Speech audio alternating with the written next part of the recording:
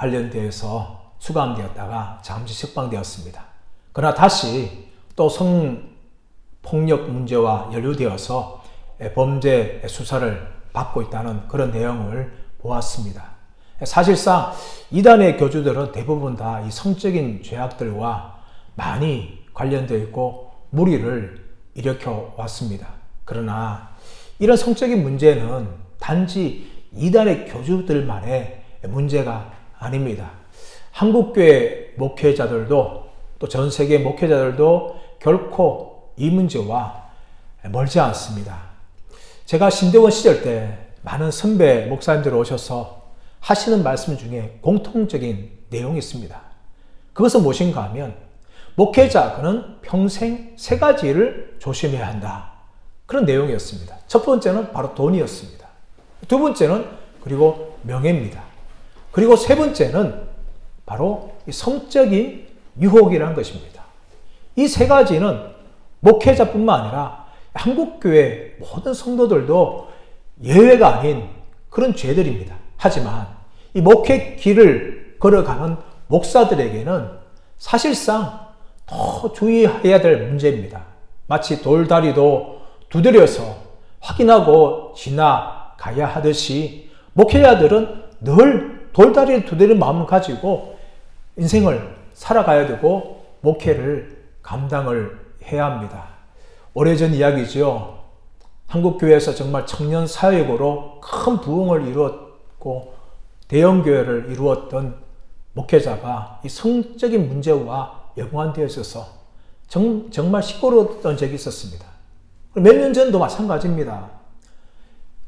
우리나라에서 이 청소년 찬양 사역을 뜨겁게 하던 분이 또 이 청소년들과 이 죄 문제로 인하여서 또 시끄러워서 사임을 하고 떠난 적이 있었습니다. 이처럼 한국교회 목회자들, 특히 정통 교단에 속해 있는 목회자들도 이 성적인 죄악들과 정말 멀지 않다는 것을 실감합니다. 곳곳에 터져 나오는 거죠. 최근에 제가 큰 충격을 받은 일이 있습니다. 그것은 미국의 윌로크릭 교회라는 정말 큰 교회를 40년 동안 만들고 이끌어 오셨던 빌 하이벨스 목사님이 성적인 죄악으로 인하여 사임한 사건입니다. 빌 하이벨스 목사님은 정말 전무후무한 미국에서 이 불신자 전도로 인하여서 큰 교회를 이루었던 분입니다.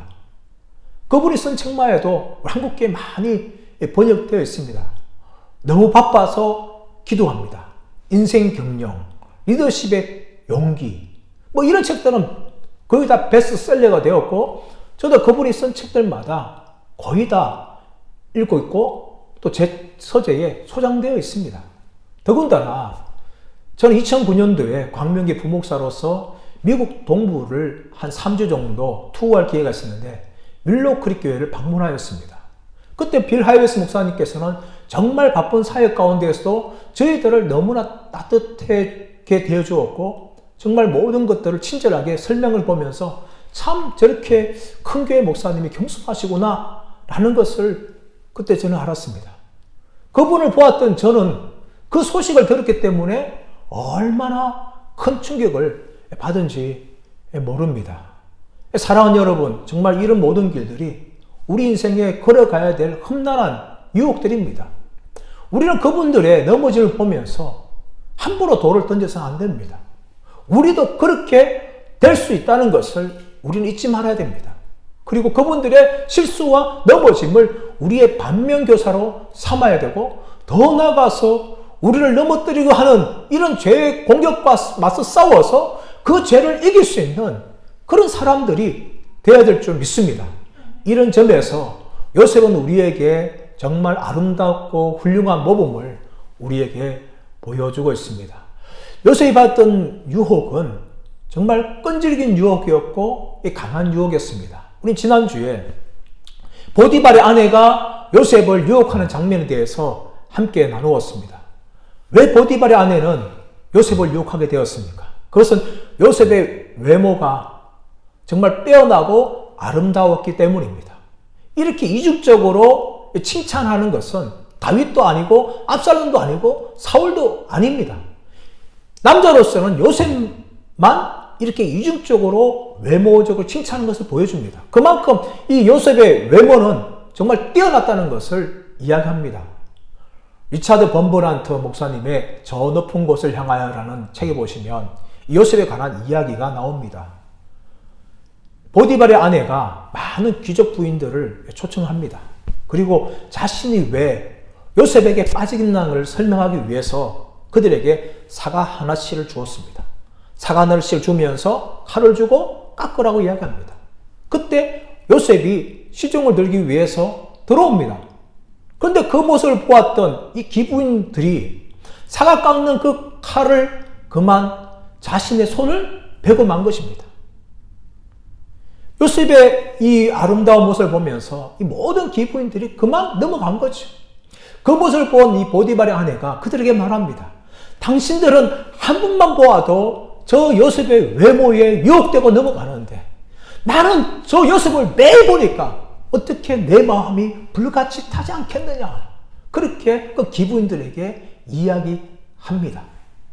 여러분, 요셉은 그만큼 여성들의 마음을 혹하게 할 수 있을 정도로 정말 빼어나고 아름다운 외모를 가지고 있었습니다. 그래서 이 보디발의 아내는 요셉을 유혹하였고 동침하기를 청하였습니다. 하지만 요셉은 이 보디발의 아내의 유혹을 거절합니다.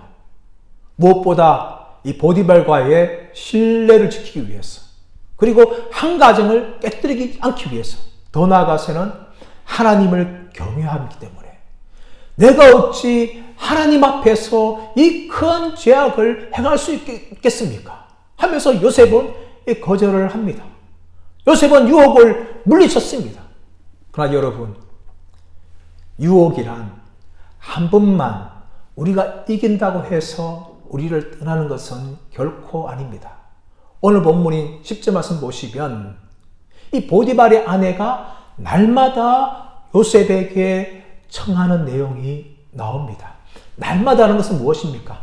요셉을 볼 때마다 요셉을 향하여 나와 동침하자라고 이야기하는 것입니다. 여러분, 유혹은 결코 한 번만으로 끝나지 않습니다. 우리를 공격하여서 우리가 넘어질 때까지 유혹은 계속해서 우리를 찾아옵니다. 사사기 16장 말씀 가보시면 들릴라가 삼손을 넘어뜨리는 장면이 나옵니다. 블레 사람들이 찾아와서 위협하지요. 삼손의 비밀을 알려주면 우리가 돈을 줄 것이고, 만약 알려주지 않으면 너의 가족들을 몰살시키겠다.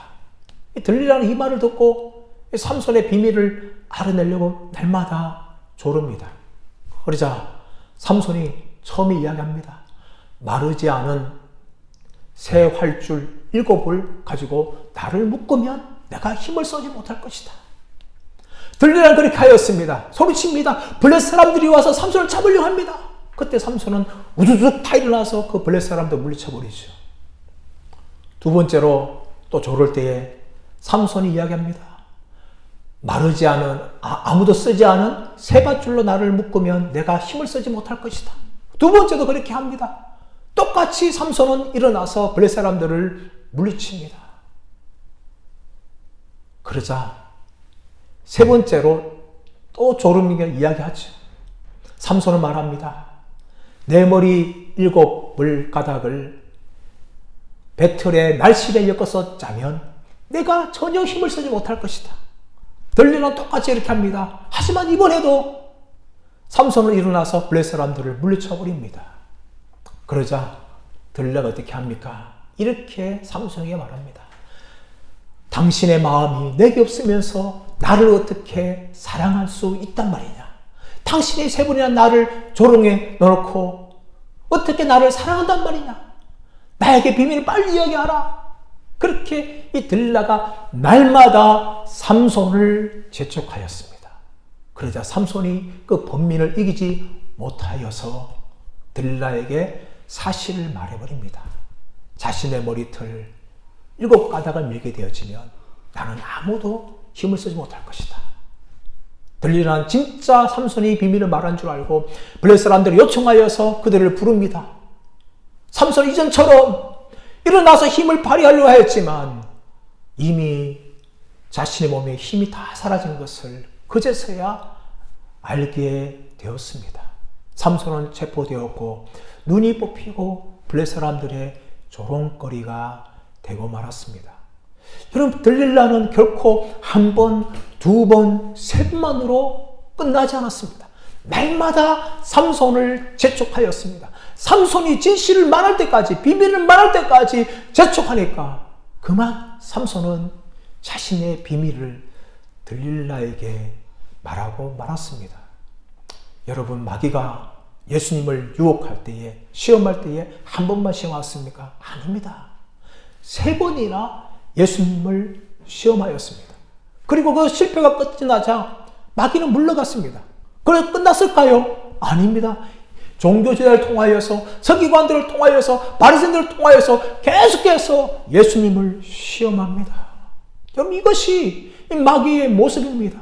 우리는 착각하지 말아야 됩니다. 우리가 한번 승리했다 해서 결코 이길 수 있는 것이 아닙니다. 마귀는 우리를 넘어뜨릴 때까지 끊임없이 날마다 유혹합니다. 그리고 우리가 완전히 넘어지는 것을 보고 기뻐하는 존재가 마귀입니다. 사랑 여러분, 잊지 마십시오. 우리가 한번 유혹에 승리했다 해서 그 승리가 영원한 것이 아니라는 것을, 마귀는 날마다 우리를 유혹한다는 것을 우리가 깨어있음을 통하여 마귀를 대적하시기를 간절히 바랍니다. 이 보디발의 아내는 유혹은 날마다 끊임없는 유혹이지만 강력한 유혹이었어요. 11절 말씀 보시면 이 보디발의 아내가 요셉을 유혹할 때에 그 집안 사람들이 아무도 없었다라고 이야기합니다. 이것은 무엇을 말했을까요? 일부러 그렇게 될 수도 있지만 아마도 이 보디발의 아내가 요셉을 완전히 유혹하기 위해서 그렇게 세팅한 것이 아닐까요? 또 12절 말씀 보시면 요셉을 유혹하면서 나와 동침하자 말하면서 요셉의 옷을 붙잡습니다. 그냥 이것을 살살 붙잡는 것이 아니라 과격하게 그렇게 붙잡는 단어인 타파스란 단어가 사용된 거예요. 그리고 말하는 것은 그냥 말하는 것이 아니라, 부탁이 아니라 여주인으로서 종에게 명령한 것입니다. 이건 얼마나 강력합니까?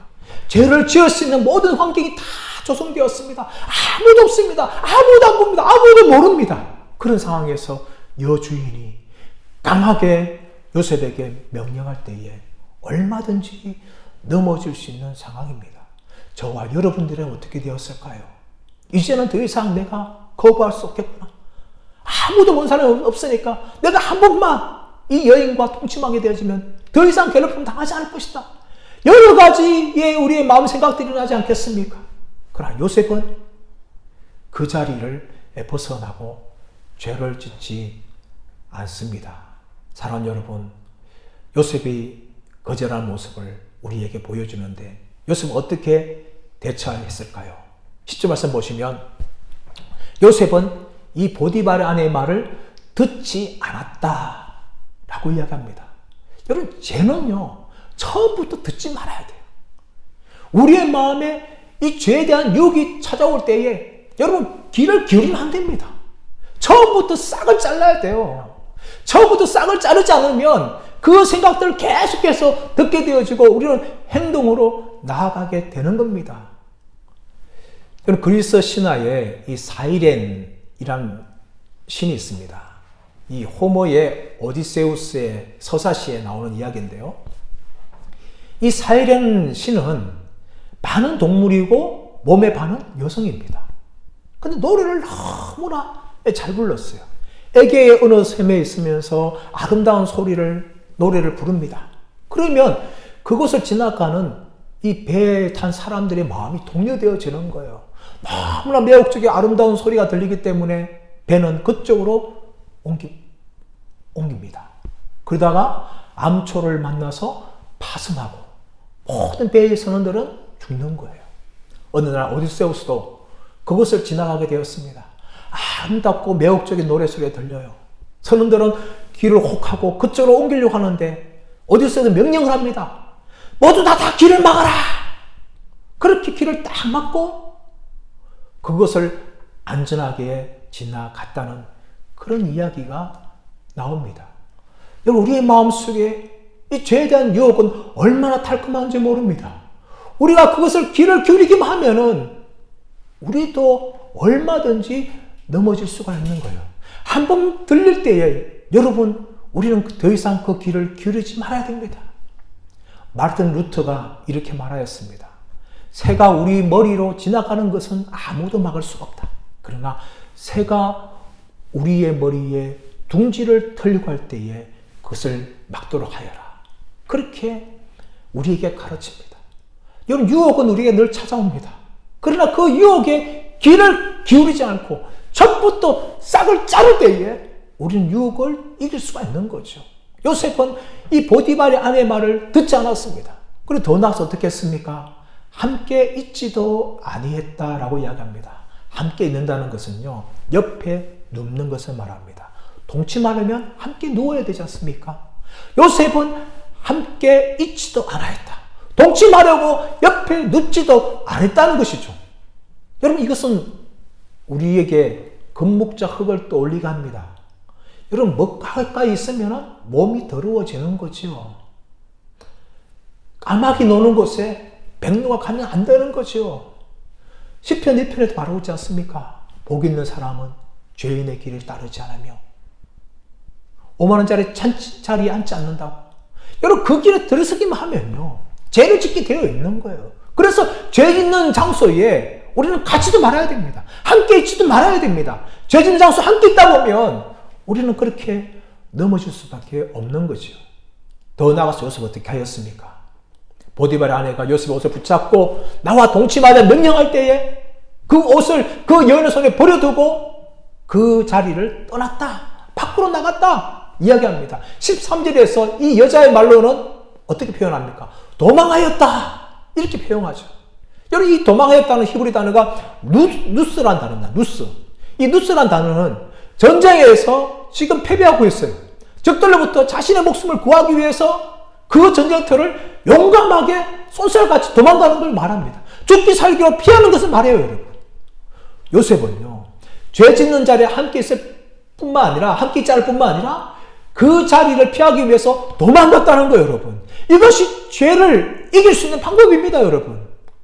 나는 그렇지 않을 거야. 나는 죄 짓지 않을 거야. 하면서 그 자리에 머물고 있다 보면 100이면 100 다 넘어지게 되어 있습니다. 요셉이 만약에 이 보디발의 유혹을 받으면서 함께 눕고 있었다면, 그 자리에 머물고 있었다면 어떻게 되었을까요? 그것은 불보듯 뻔한 건 아닙니까? 요셉은 죄를 짓지 않기 위해서 그 자리에 함께 있지 않을 뿐만 아니라 그 자리에서 도망을 갔습니다. 여러분, 죄는요 대적하면 안 돼요, 여러분. 죄는요 피해야 되는 거예요. 마귀는 대적해야 되지만 죄는요 피하는 겁니다, 여러분. 그것이 죄를 이기는 방법이에요. 나는 얼마든지 이길 수 있어. 아닙니다, 여러분. 저와 여러분은요 모두 다 삼손과 같은 자예요, 여러분. 우리는 삼손처럼 다 넘어지게 되어 있습니다.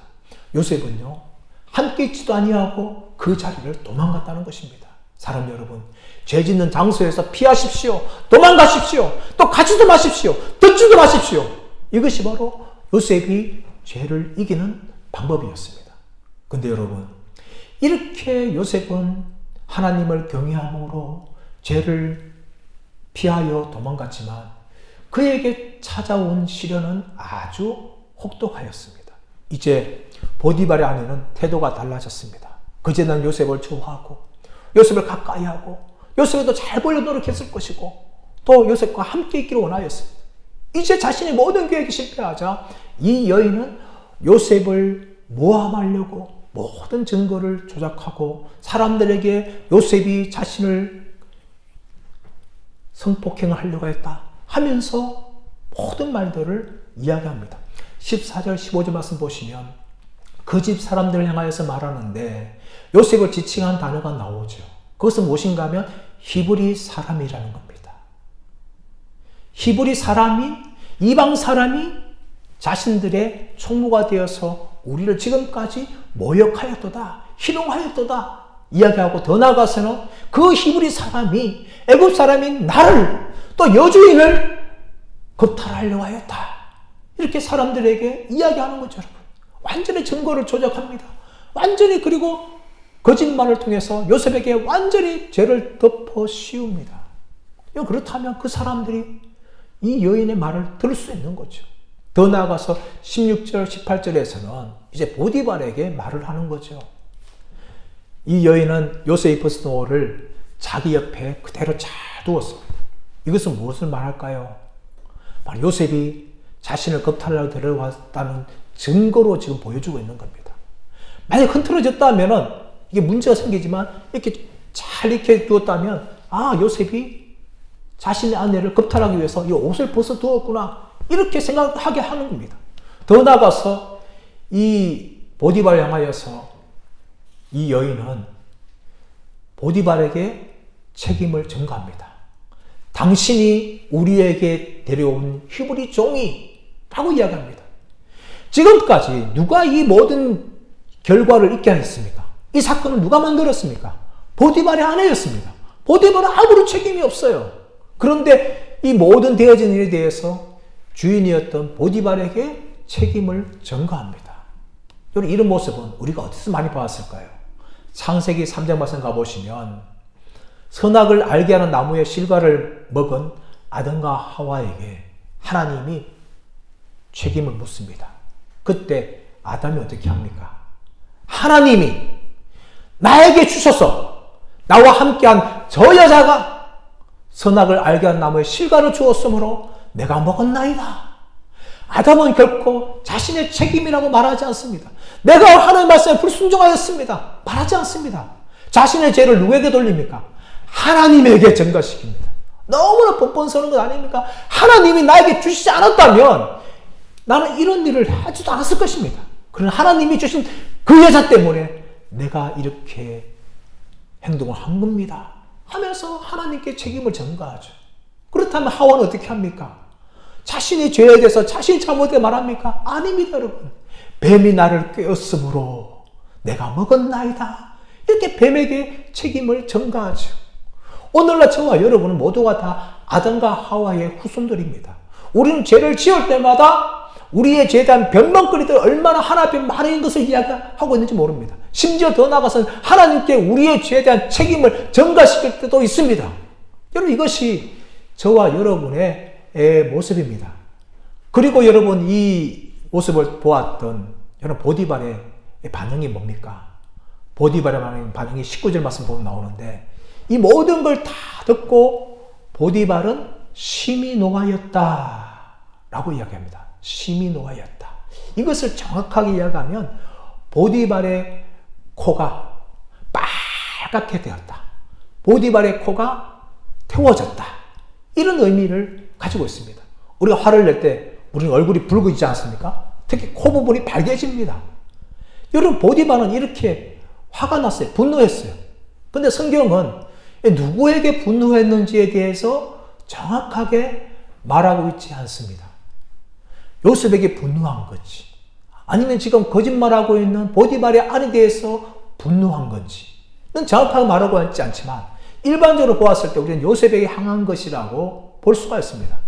그러나 여러분, 이 보디발의 분노는 정말 요셉을 향하였다면 요셉은 살아남을 수가 없습니다.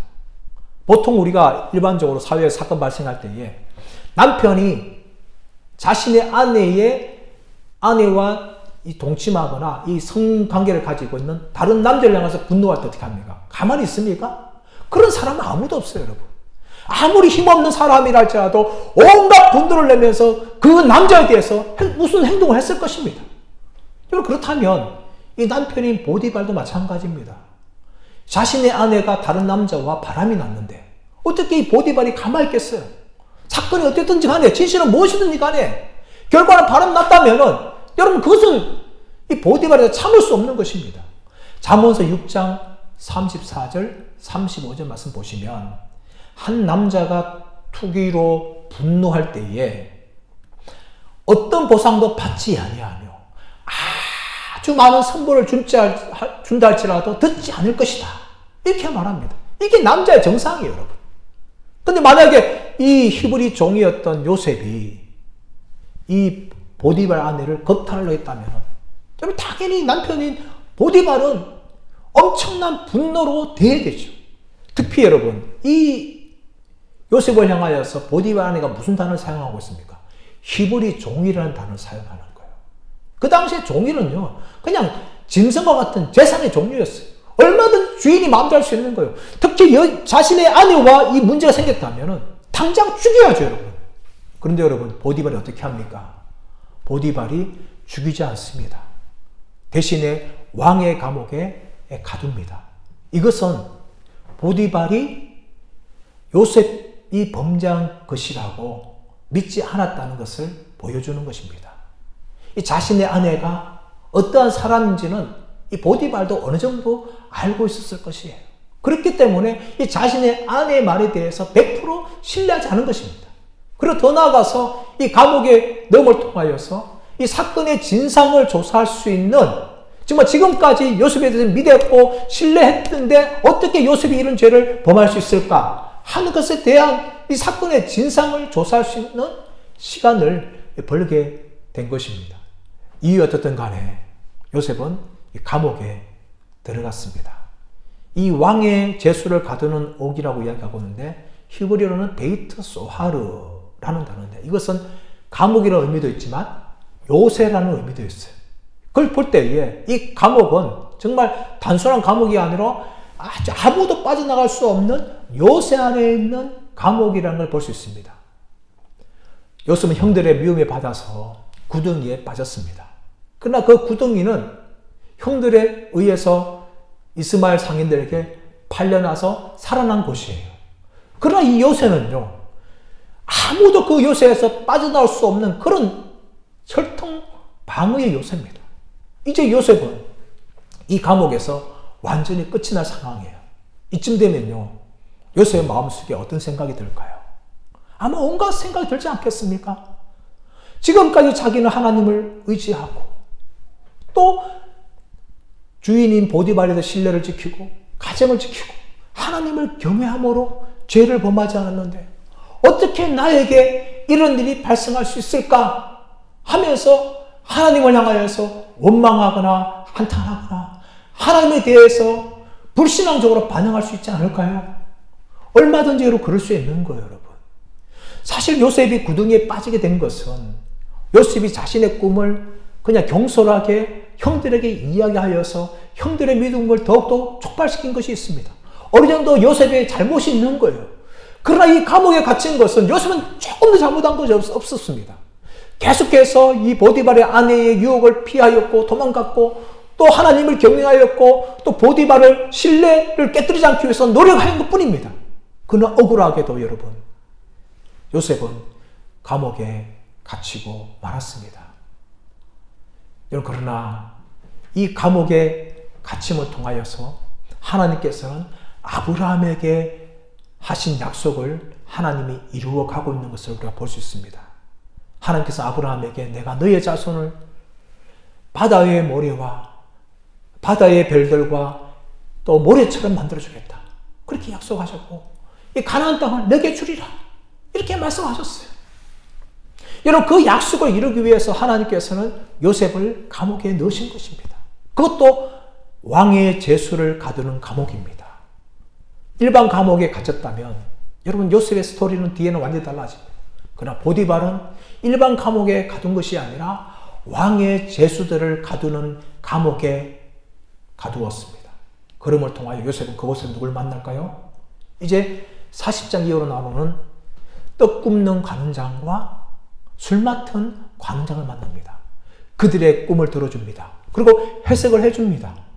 또 그것이 기회가 되어서 나중에 바로를 만나게 되어지고 바로의 꿈을 해석함을 통하여서 애굽의 총리 자리까지 올라가는 일이 일어나게 되어지고 요셉이 애굽의 총리가 됨을 통하여서 야곱의 가족들은 다 애굽 땅으로 옮겨야 되어지고 그곳에서 정말 바다의 모래처럼 하늘의 별처럼 많은 거대한 민족으로 그렇게 이스라엘 백성들이 성장하게 됩니다. 사랑 여러분, 이 모든 것은 다 하나님의 섭리 가운데 있었습니다. 우리도 살다 보면 우리에게 수많은 고난이 찾아옵니다. 그 고난 중에는 우리가 아무런 고난 당할 만한 일을 하지 않는데 찾아온 고난도 있고 또 우리의 잘못과 실수와 죄로 인하여서 찾아오는 고난도 있었습니다. 요셉이 구덩이에 빠진 것은 자신의 겸손함 때문에 형들의 미움받게 되어지고 또 구덩이에 빠졌고 노예로 팔렸습니다. 또 반대로 이 바로의 감옥에 들어온 것은 아무런 죄도 짓지 않았는데 억울하게 그렇게 감옥에 들어왔어요. 그러나 이 모든 것은 다 하나님께서 섭리 가운데 이끌어오셨고 아브라함의 약속을 이루어가는 그런 과정이었습니다. 우리도 마찬가지입니다. 우리의 찾아온 고난이 우리가 아무런 잘못이 없고 또 어떤 것은 잘못한 것 때문에 찾아온다 할지라도 그 모든 것은 다 하나님의 섭리를 이루고 있다는 것을 잊지 마시기를 간절히 바랍니다. 하나님께서는 우리의 삶 찾아온 고난 가운데 함께 하시고 그 모든 고난을 빚으심을 통하여서 우리를 정말 예수 그리스도를 닮은 형상으로 만들어가고 또 천국 백성으로 만들어가고 있다는 것을 믿으시기를 바랍니다. 그러나 영원히 천국에 들어갈 때까지 하나님께서는 그 고난 가운데 우리를 버리지 아니하시고 함께 하시고 정말 질그릇 같은 우리들을 하나님 보시기에 정말 빛나고 아름다운 보석으로 만들어가고 있는 과정이라는 것을 저 여러분들이 믿음의 눈으로 바라보시기를 간절히 바랍니다. 그러면 로마서 8장 18절 말씀에서 생각하건대 현재의 고난은 장차 우리에게 나타날 영광과 비교할 수 없도다 라고 말하는 것처럼 지금 당하는 고난은 우리에게 반드시 영광으로 찾아온다는 것을 믿고 끝까지 믿음으로 승리하시는 저와 여러분 되시기를 예수의 이름으로 축원합니다.